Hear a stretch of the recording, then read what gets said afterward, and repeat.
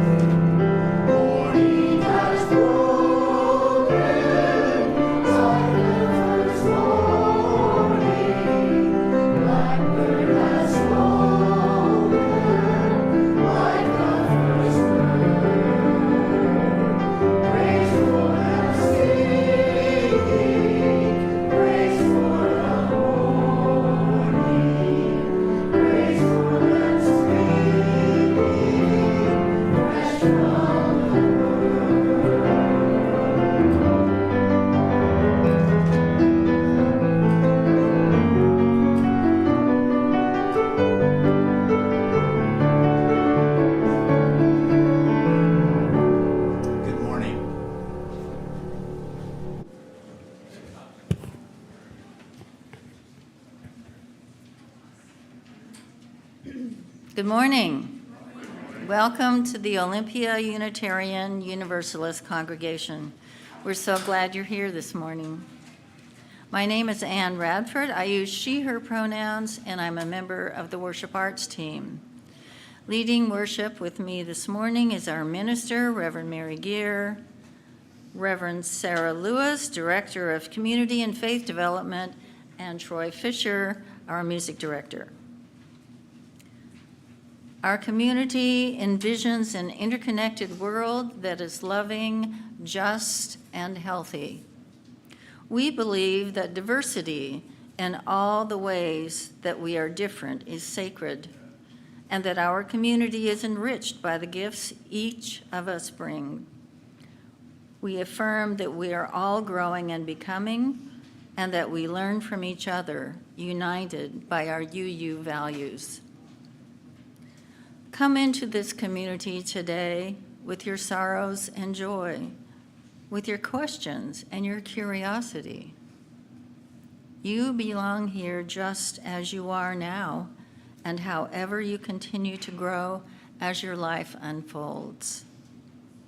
Thank you for joining us today. Here are a few things to know about our service today. We are streaming live on Zoom and YouTube, and the service is being recorded. And for those here in the sanctuary, you can see the subtitles on the screen in front, and on Zoom also for those online. We are a multi-generational community that welcomes people of all ages in the sanctuary. Over here, we have soft chairs and activities, and there's nursery care and a storytime program for children in the classroom wing down the hall. Please be where you are most comfortable.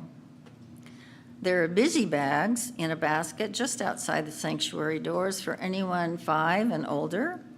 If your hands need to be busy during the service, please help yourself. Many hands have helped make worship happen this morning. Thank you to all who contribute in so many ways. After the service, everyone will have the chance to discuss reflection questions offered by Reverend Mary. For those online, we invite you to go out to a breakout room for a virtual coffee chat. For those in person, please feel free to stay for coffee and conversation in the Commons. There is no forum today in honor of Memorial Day. Next Sunday, we invite you all to a graduation party here at OUUC. We have 3 staff members graduating from college this year: Carbon Marshall, Chloe Meyer, and Victoria Ridgway. We will celebrate next Sunday after the second service. Please join us. Thank you to everyone who participated in the OUUC auction.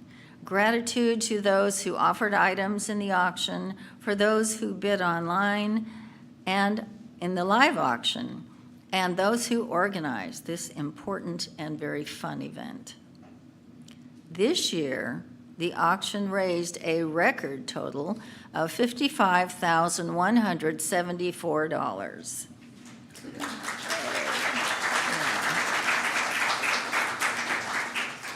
Of that, $14,175 will go to LISO, L-I-S-O, to help fund legal support for our neighbors facing deportation.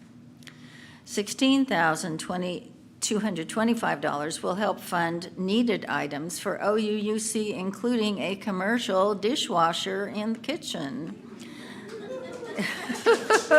Yeah. And $24,754 will help support the operations of the church this year. Thank you to everyone for your generosity. Many things are happening here at OUUC. Check out the Tuesday electronic update or the website for the most up-to-date information. As we enter into this sacred time together, let us open our hearts and minds to the spirit of transformation. It is good to be together.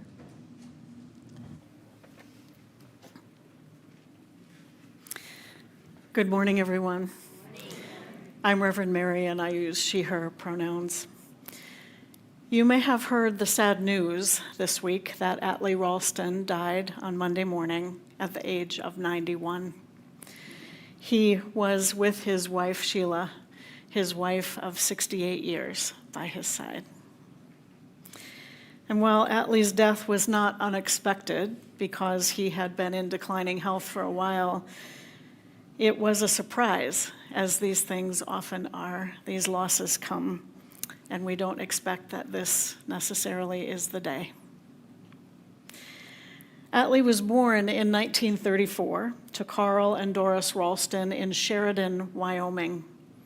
He graduated from Sheridan High School in 1952, from Whitman College in 1956, and from the University of Washington School of Medicine in 1960. He completed his internship at the University of Kansas and his 4-year residency in ophthalmology at Henry Ford Hospital in Detroit, Michigan. He practiced medicine as he lived his life with curiosity and care. His patients loved him as much as he loved them. Atlee was a father to Anna, Amy, James, and John, as well as a grandfather to 10 and a great-grandfather to 2.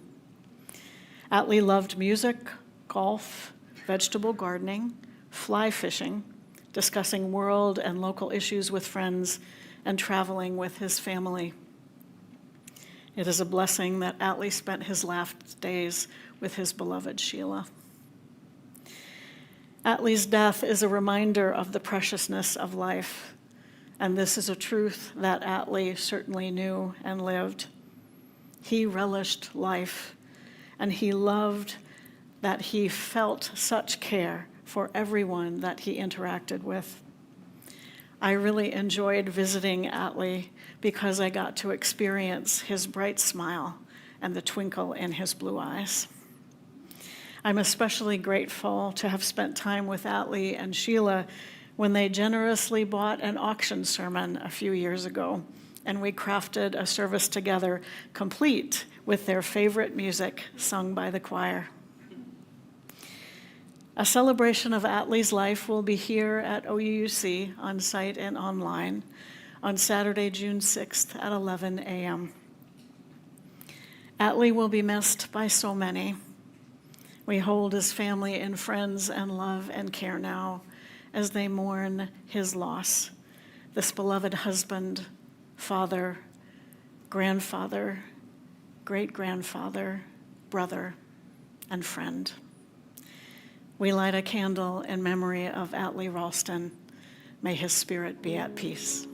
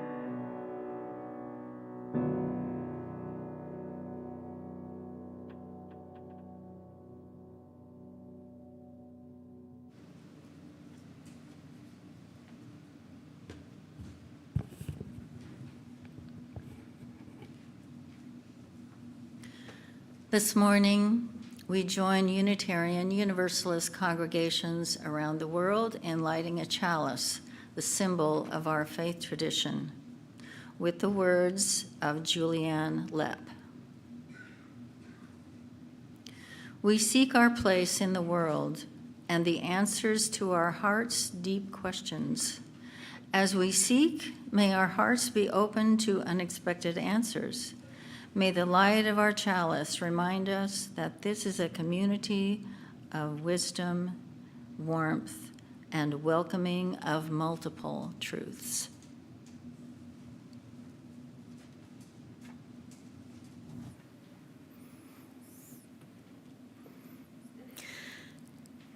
Today's service is a little bit different in that I've asked you to share in creating it by sending in your theological questions. Over the last couple of weeks, I've received 10 questions, a record 10 questions from 7 different people, and they're just wonderful curiosities. I'll address 5 of them today. Thank you so much for your curiosity. And I also want to invite you to share your questions now. If you're online, you can put them in the chat and we'll gather them there. Or if you're on site, you may have received a card and a pencil when you came in, and you can write that down.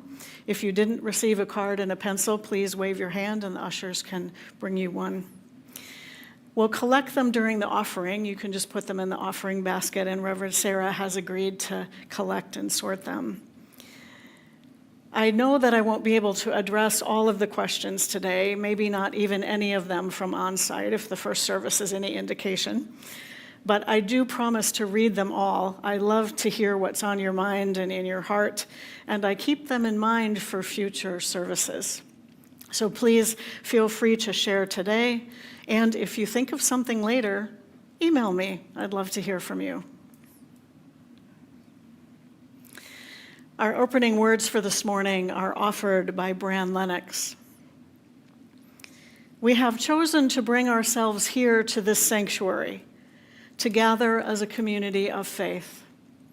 We join together in solidarity as a covenantal people who are drawn together by the promise of connection and the mysterious pull of the unanswerable. We draw on experiences of love and wonder to lift our hearts and move us beyond the mundane. As seekers, wanderers, appreciators of nature, connoisseurs of curiosity, and creators of connection, our paths have converged today so that we might become present to the spirit of this worship. And so come. Let us worship together. I invite you to rise again and let's sing together hymn number 311, Let It Be a Dance.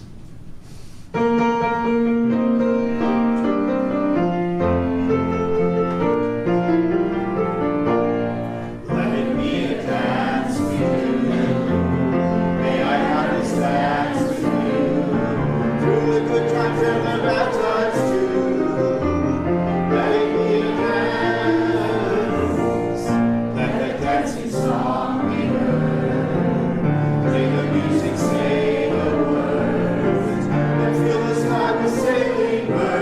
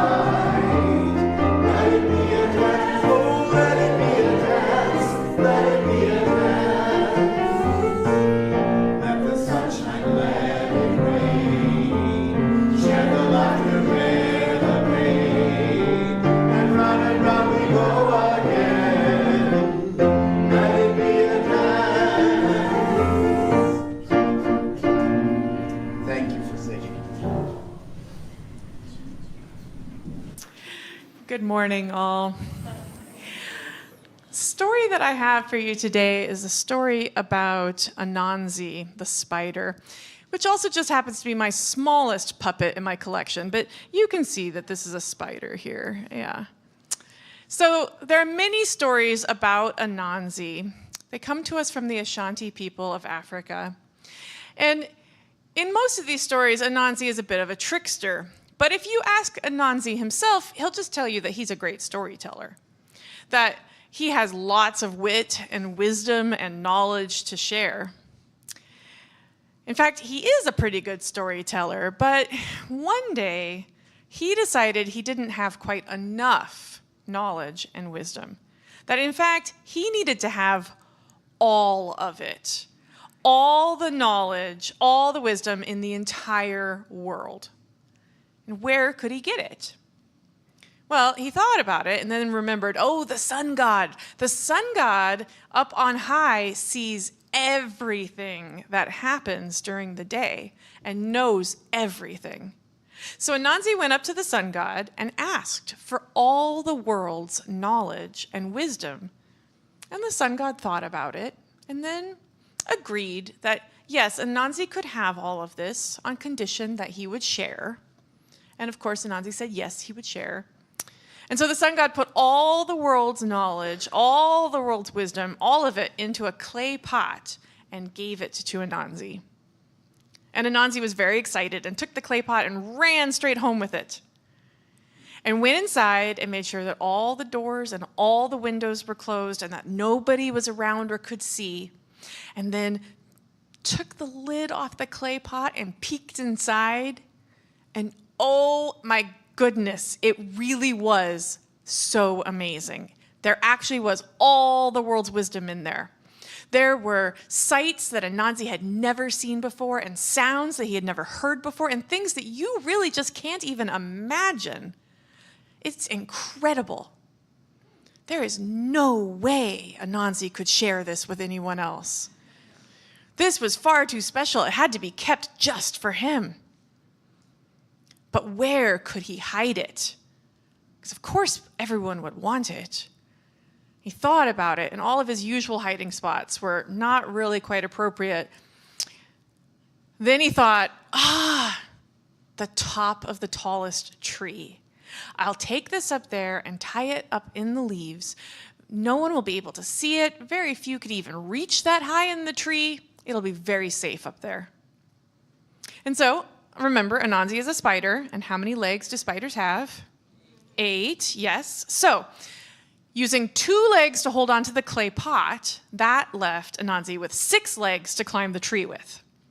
And so he set off, and he's holding onto the clay pot with 2 legs, climbing the tree with 6 legs. It's okay, it's working. It's a little awkward, it's a little hard.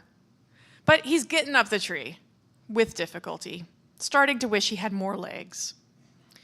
And then one of his daughters came wandering by underneath. And of course, she has no idea what her father is doing. Why is he carrying a clay pot up a tree?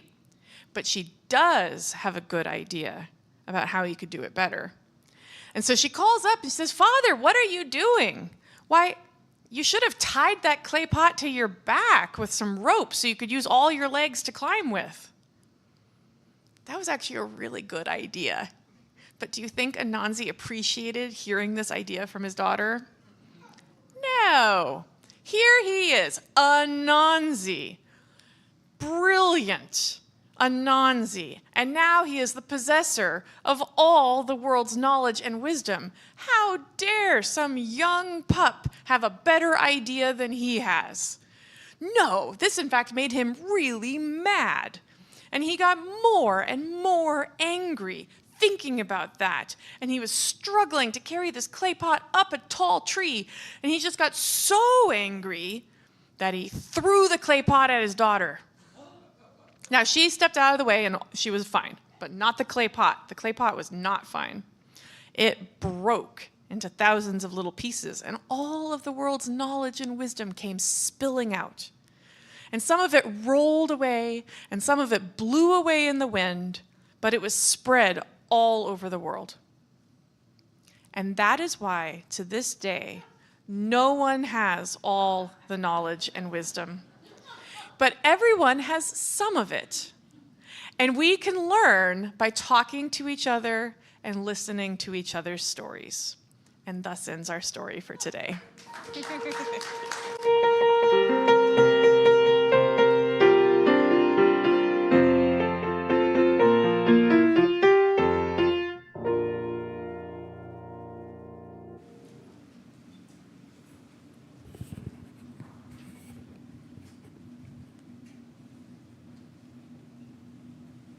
Each Sunday, we engage in the practices of generosity and gratitude by joining together in service to our UU community and to the wider community. This is an opportunity to express our gratitude for the gifts life has given us, for the network of relationships in which we live, and for the presence of this community. We each have the power to share, and when we combine our gifts to create an offering, together we are able to do so much more than we can do alone.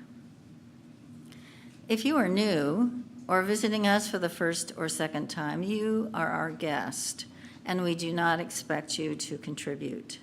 However, if you are moved to contribute, what you share is accepted with gratitude. The offering collected here does two things. Half helps support the ongoing work of this congregation, which is also supported by your regular pledges. The other half of our offering goes to charity. Most is shared with an organization that serves our community in harmony with our Unitarian Universalist values. And a small portion goes to the OUUC Ministers Benevolence Fund to support the more urgent needs of our community. Our Share the Plate organization for May and June is Enterprise for Equity, and this is what they share about their work. Hello, UUC friends. Thank you so much for selecting us to be the recipient of your Share the Plate monthly offerings. For 25 years, Enterprise for Equity has supported people, especially those with low incomes and barriers, to start and grow businesses so they can generate an income through self-employment. We do this through training, mentoring, and microloans, and with support like yours, we're able to offer this at no cost. We often do this work in partnership with local tribes, other nonprofits like Michiantla, Grub, and ASHO, the Department of Veterans Affairs, the Division of Vocational Rehabilitation, so we reach people across the region. We do this because business ownership is a critical pathway into the workforce for many people. For those who need flexibility, who don't have access to traditional employment, those who live with disabilities, or just have something really unique to offer. A few years ago, Bob came to us after battling addiction, lacking confidence, and with a fragile hold on an idea to make an income through his own business. He had worked as an auto mechanic, but struggled to keep a job due to his PTSD. Through our programs, he gained tools, support, and a community that believed in him. Within 6 months, he launched his mobile auto mechanic business, and today his business and life are stable and thriving. And Bob's story isn't unique. 70% of our business planning program graduates are still in business 5 years later. This is well above the national average. And you've likely seen these businesses at our local farmers markets, arts walk, storefronts, and across the community. What starts as a fragile dream can become something much more. Many business owners go on to become employers, buy homes, build credit, and give back, while running businesses that care about people, planet, and prosperity. And that's what your support makes possible. It allows us to offer this work at no cost and to walk alongside people like Bob as they build something real and lasting. So truly, thank you.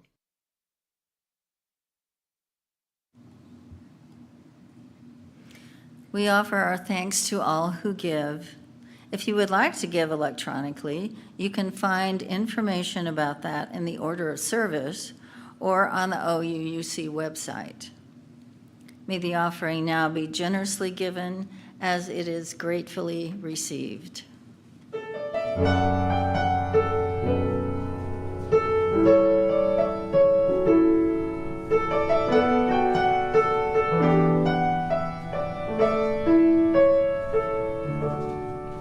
I never thought that there could be a love like yours and mine.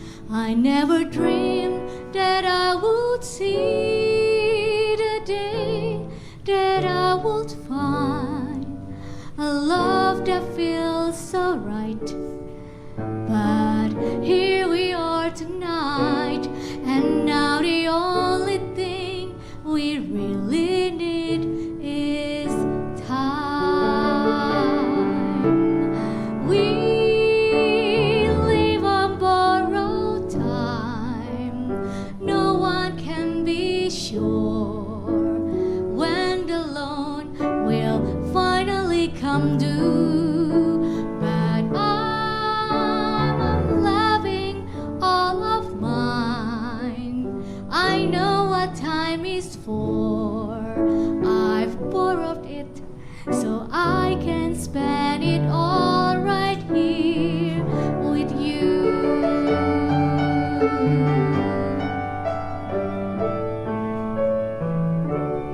There was a time when I believed that life held guarantees.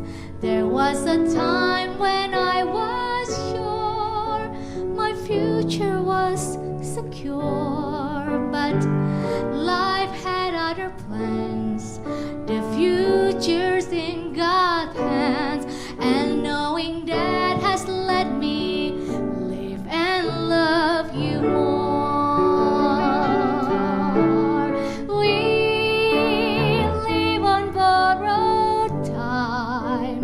Yesterday is past. Tomorrow seems a million miles away. But I promise you that I'm gonna make love last by living every moment, every hours, every day. Now we may have a year, or we may have a lifetime. No one can be certain what the future will allow. But you and I are here, and this time is the right time. And one thing that I know is that we have each other now. And now we will live on borrowed time. Let's celebrate and sing as we walk bravely into the unknown. 'Cause we're gonna be just fine.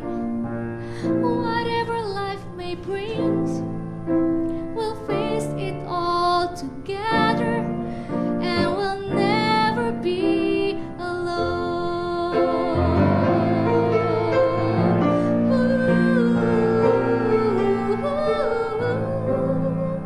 We may not have forever, but our time will be our own.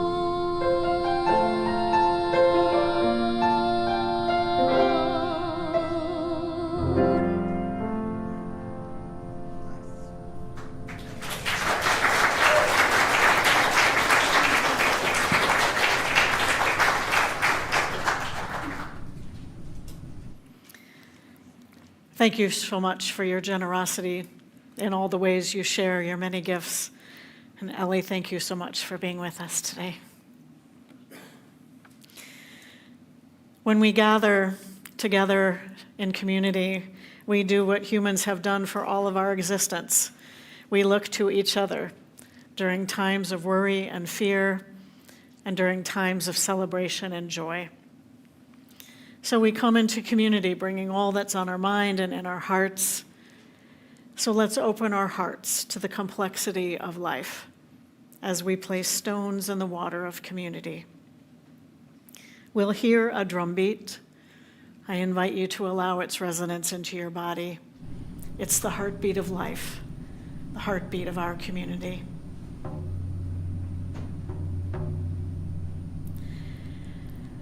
Let's take a deep breath together, in and out. Feel the air as it enters and leaves your body.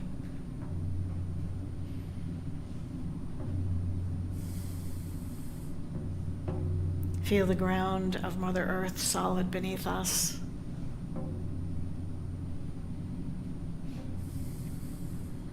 Feel the warmth of connection.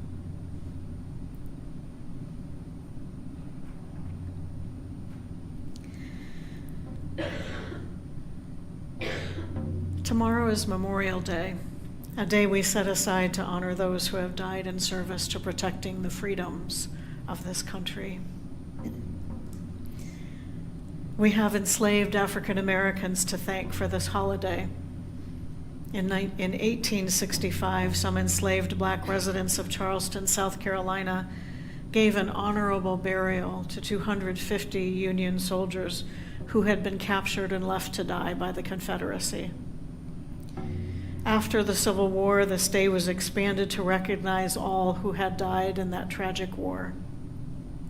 And since then, we have expanded it even further to honor all who have died in all of our many wars. So as we once again face challenges to our national and personal rights, may we offer our heartfelt gratitude to those who gave the ultimate sacrifice for unity, justice, and freedom.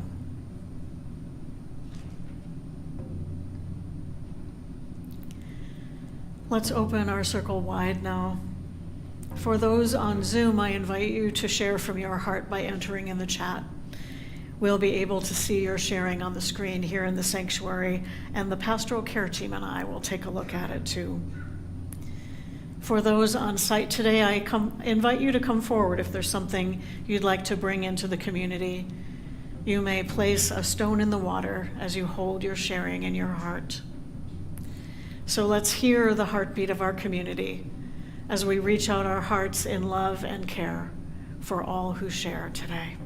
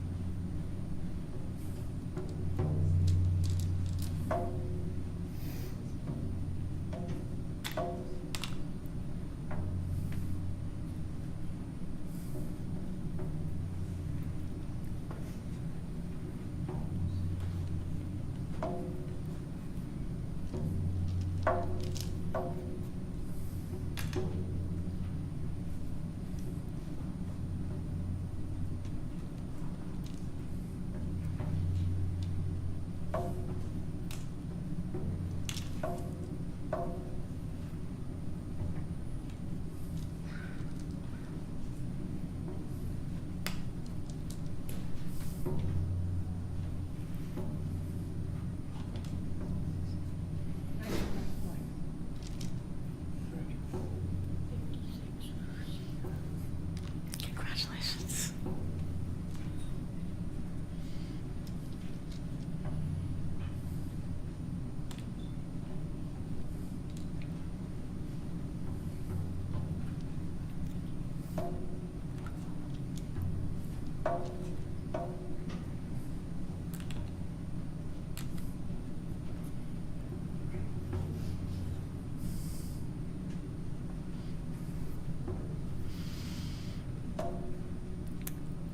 We'll place a stone in the water for all that has been shared online, shared from the heart.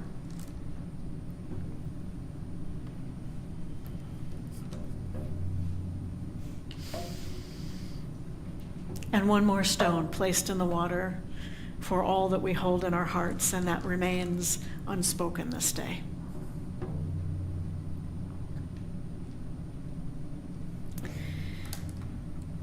we hold together all that has been shared.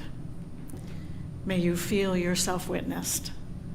May you know that you are loved.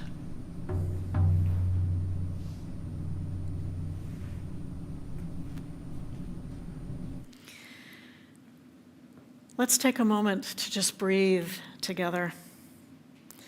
I invite you to settle in wherever you are. And as you scan your body from head to toe or toe to head, relax your shoulders, your neck, your arms and legs, your core.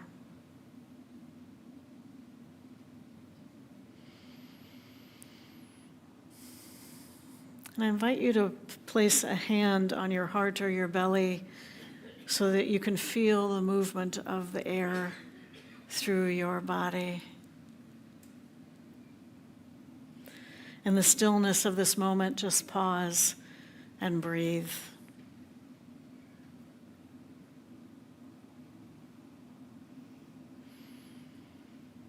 And as you breathe, listen to your breath. Listen to the breath of life all around us. Listen and breathe as we are in silence together.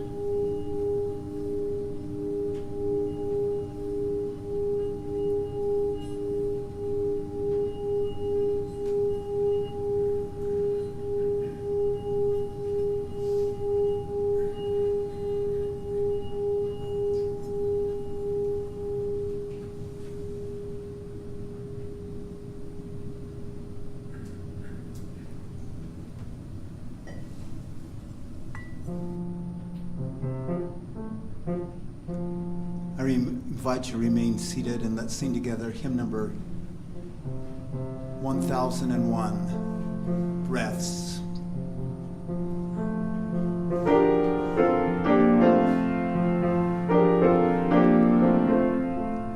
Listen more often to things than to beats. Listen more often to things than to beat. 'Tis the ancestors' breath when the fire's voice is heard. 'Tis the ancestors' breath in the voice of the waters.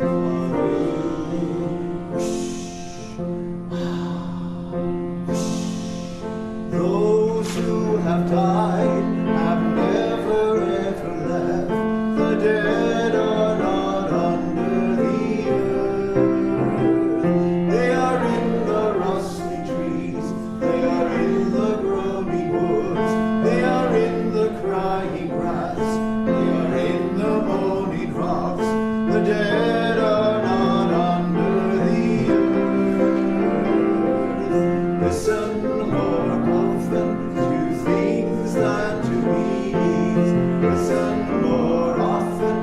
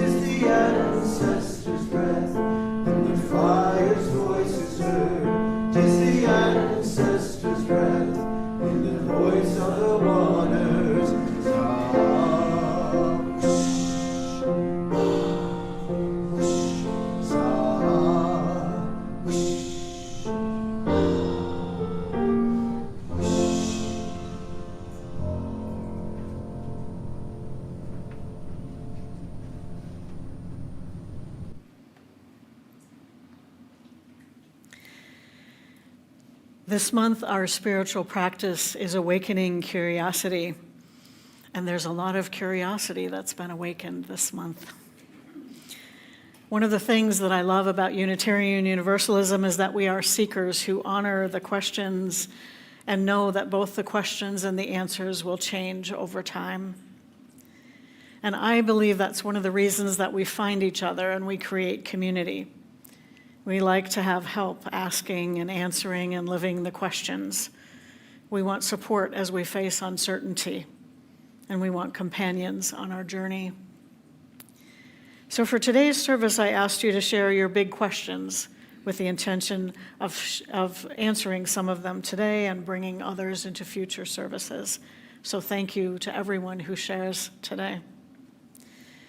And what I'm offering today is my take on these questions and answers.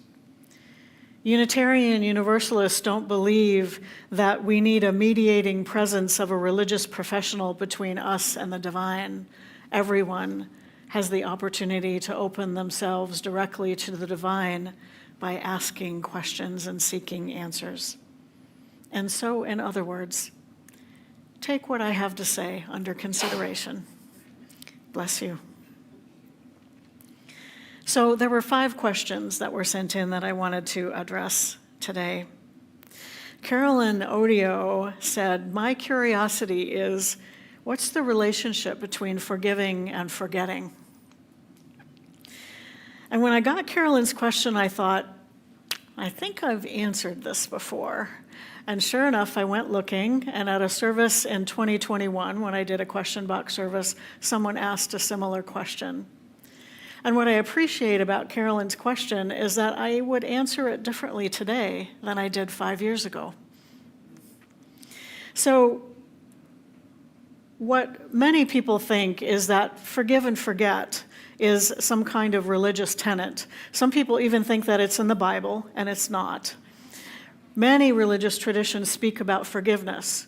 They don't speak about the forgetting part of that. So forgiveness is a spiritual practice.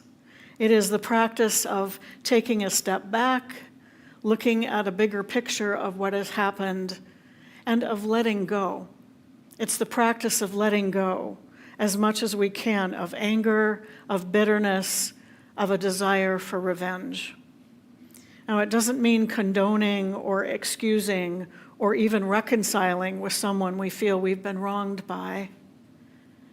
It does mean that we let go, and we practice forgiveness not for anyone else, but for ourselves, so that we don't carry the hurt from whatever has happened into our future.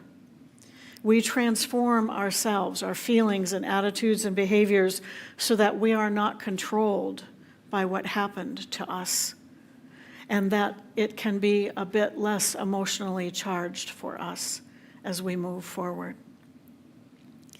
But letting go is not the same as forgetting.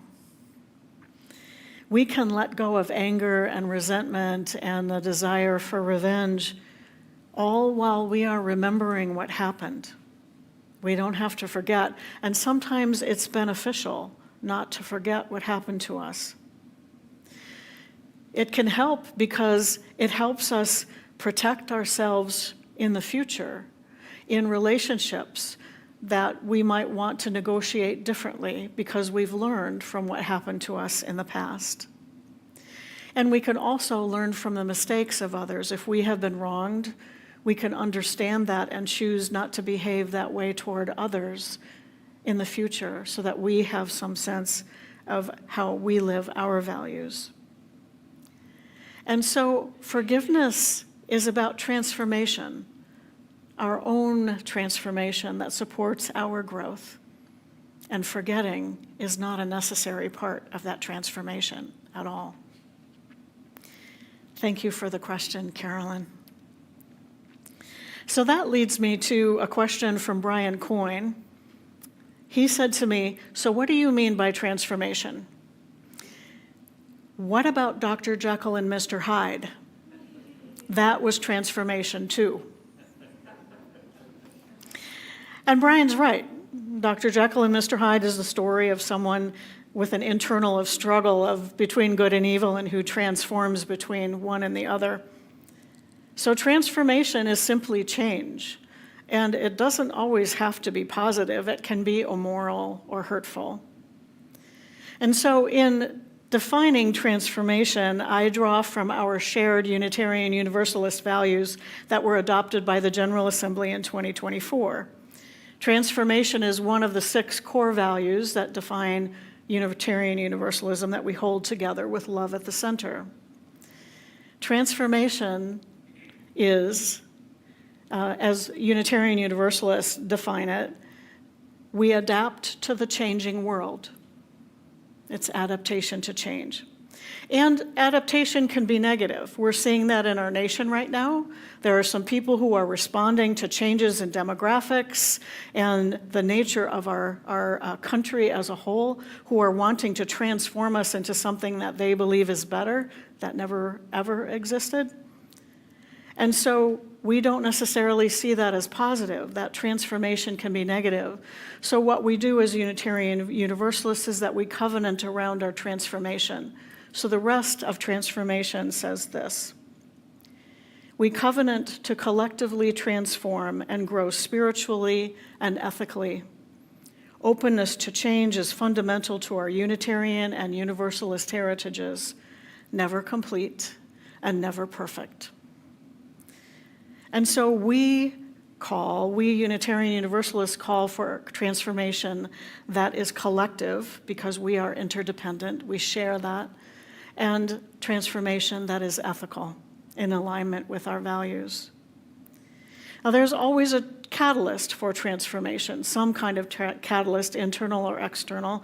Dr. Jekyll's change to Mr. Hyde was an elixir that he, figured out and took. And what my hope is that the faith community that we create together can be the catalyst for our transformation, to help us know what our values are, to live an ethical life, and to move in ways and grow and change, transform in ways that are ethical in alignment with our values. That's the invitation to transformation that we make when we gather every Sunday morning together. Thank you for the question, Brian. And that leads me to a question from one of our newer parents who has been attending. Last week they said to me, so what do you mean when you say faith? When you say faith community, what does that mean for Unitarian Universalists? And I love this question so much that I actually did a service on this in January of 2024. The entire service was about what faith means to Unitarian Universalists. So just briefly, most of us have the idea that what faith means is belief, means belief in something. And there are religious traditions that say that faith is having an unquestioning, unexamined belief in things that we don't know or can't understand and can't prove. And so that definition of faith suggests that we open our hearts and we have faith and we bypass our reason altogether.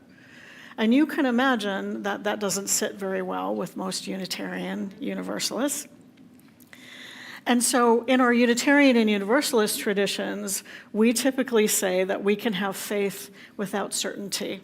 UU minister Paul Razor wrote a book called Faith Without Certainty, and he suggests that part of the foundation of any faith is doubt, is to be questioning.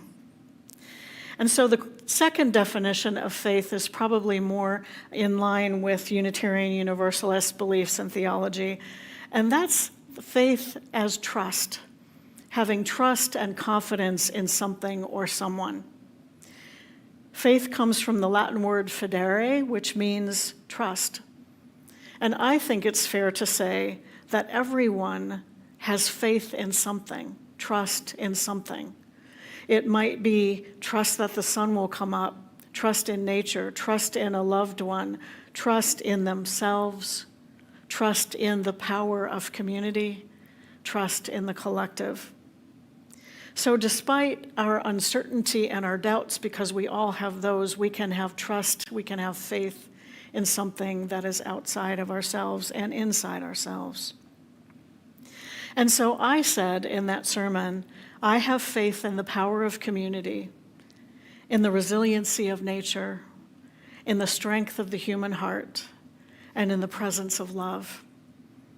What do you have faith in? Thank you for the question. So that leads me to a question from David Schroeder. And David wrote in about these chaotic times. And his question was, how might our faith be strengthened or challenged? And David shared that his faith has been strengthened in these times. And I'm not surprised, because I think challenging times really can push us to examine our faith. It can be easy to have faith when it's easy in the world. It's more challenging to have faith when the world around us is challenging, and it certainly is right now, because it makes us reevaluate what our values are. What do we hold dear? What do we have faith in? And what can we have hope about? Where do we find hope? And when we connect with our deepest values and our faith and our hope, that can give us strength because it grounds us. We put roots into the ground of our faith and our hope and our trust and our values. And that allows us to sway and move and dance as we are required to do now. So what do you have faith in? Can you sustain a faith in humanity right now, or in the power of the people? Can you sustain faith in a world that is more loving, just, and healthy? Can you have faith in something or someone?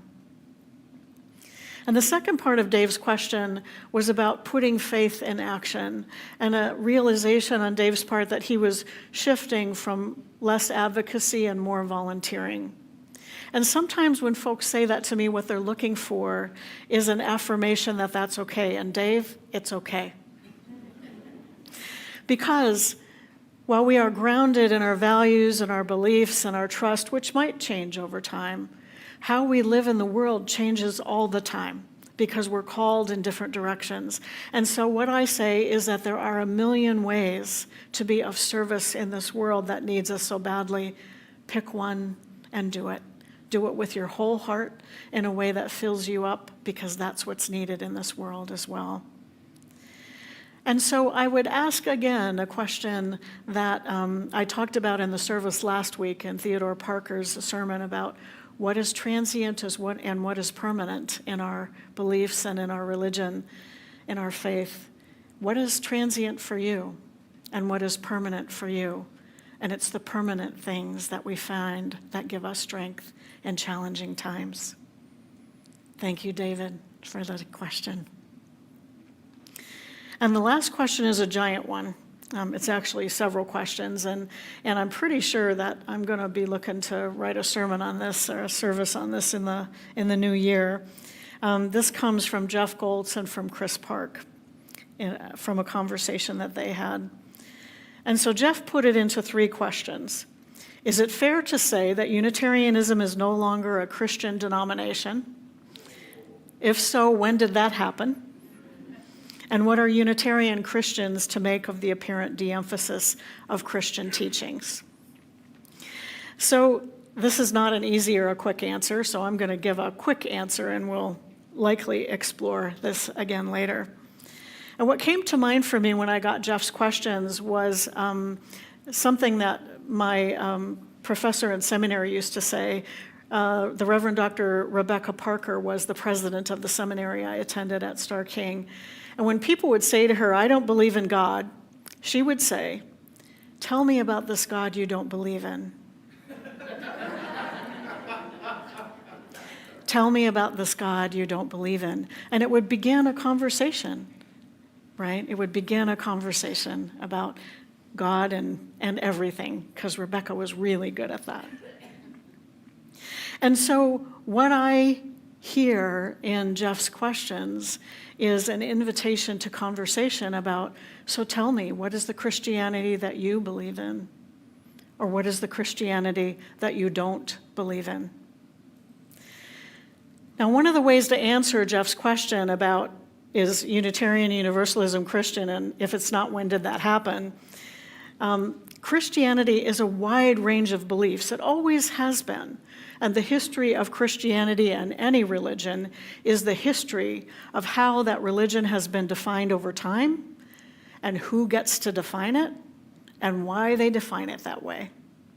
It's the history of religion and it's the history of the world. It's changed a lot over time. So Unitarians and Universalists early on were part of the broad range of Christianity, but we were always on the margins. So, for example, the Unitarians, the very name Unitarian is that we believe in the unity of God. The Christian doctrine decided at the Council of Nicaea in 325 CE was the Trinity. And so what I say is we were at the Council of Nicaea, we just lost, right? And so Unitarians still saw themselves as Christian. It's just that we were outside, we were on the margin of the Christian doctrine of the Trinity. That Council of Nicaea also affirmed the divinity of Jesus, as you might imagine, and that's also something that many Unitarians and Arians at the time didn't believe either. And it's the same with the Universalists on original sin. The Universalists have always believed that everyone is worthy of God's love and everyone will be reconciled with God. They reject the idea that there is original sin, that we had to be saved by the death of Jesus, and that there is hell. We create hell here on earth, is what we say now, right? And so we've always been on the margins. And then there are some things historically that happened that pushed us even farther outside of the circle of Christianity, I would say. One of them was the transcendentalism of the mid to late 1800s. And I spoke last week of Theodore Parker, a Unitarian minister who was a transcendentalist, who questioned the divinity of Jesus, who questioned what was in the Bible, and who believed in a direct experience of God.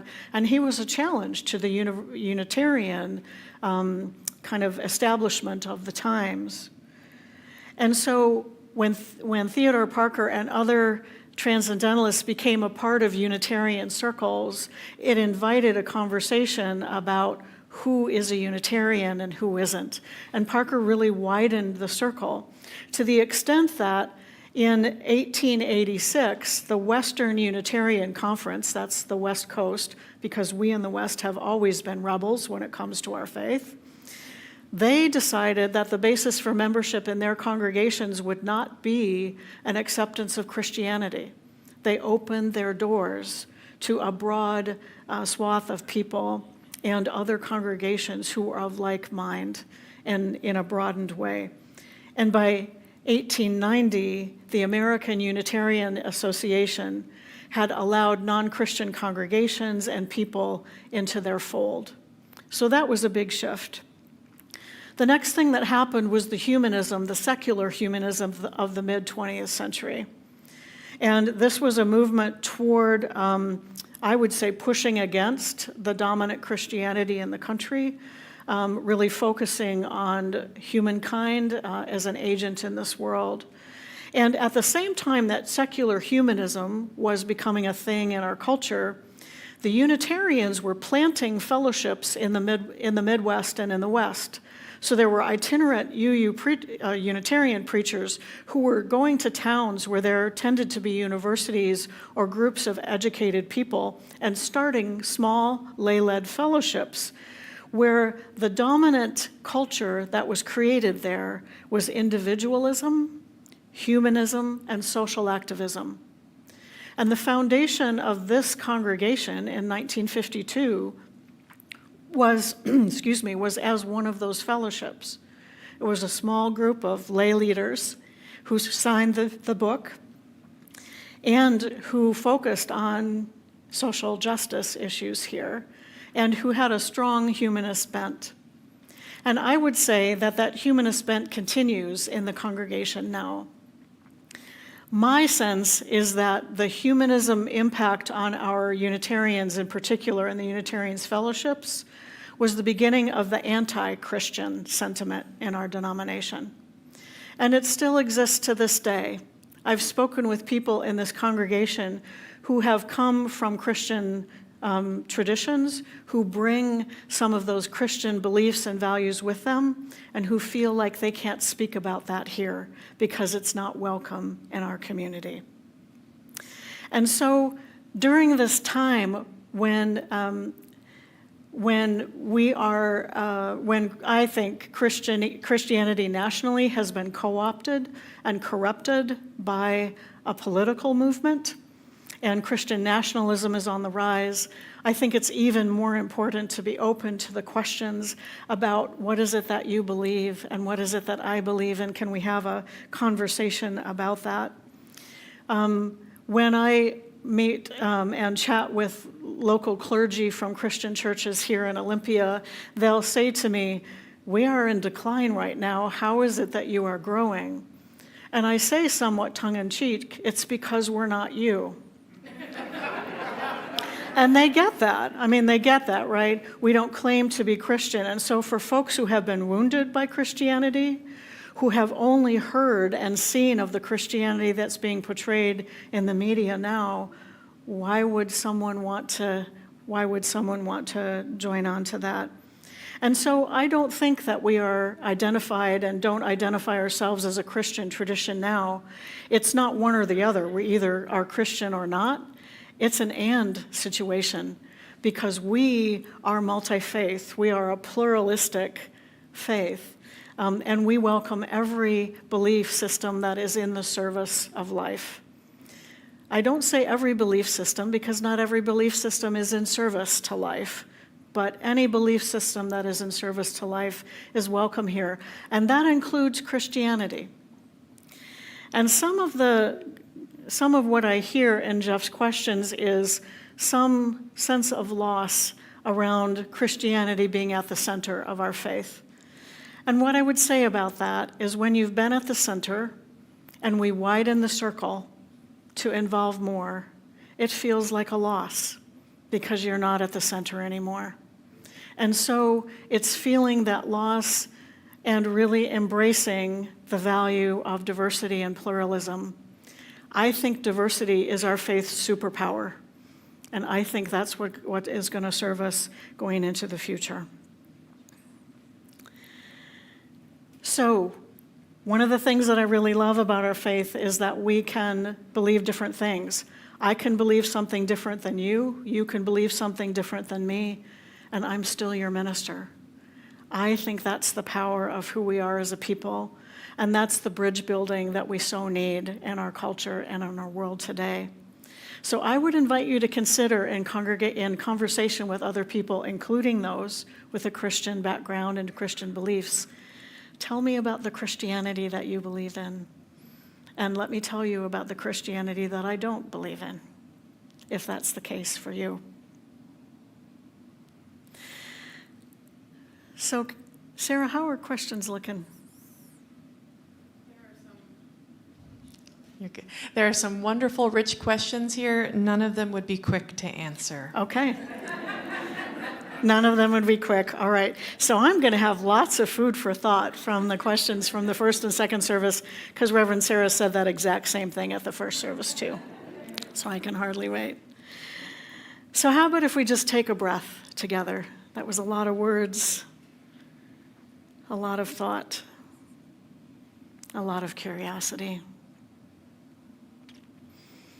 And as we breathe, may we seek not the true answers so much as the true questions, knowing that true questions make our lives meaningful, even if it is sometimes a restless journey.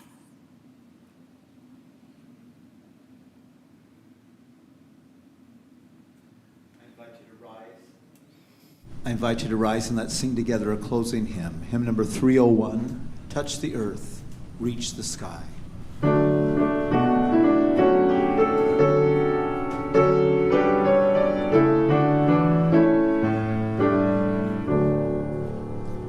Touch the earth, reach the sky, walk on shores that spirits fly, over the ocean, over the land, our faith a quest to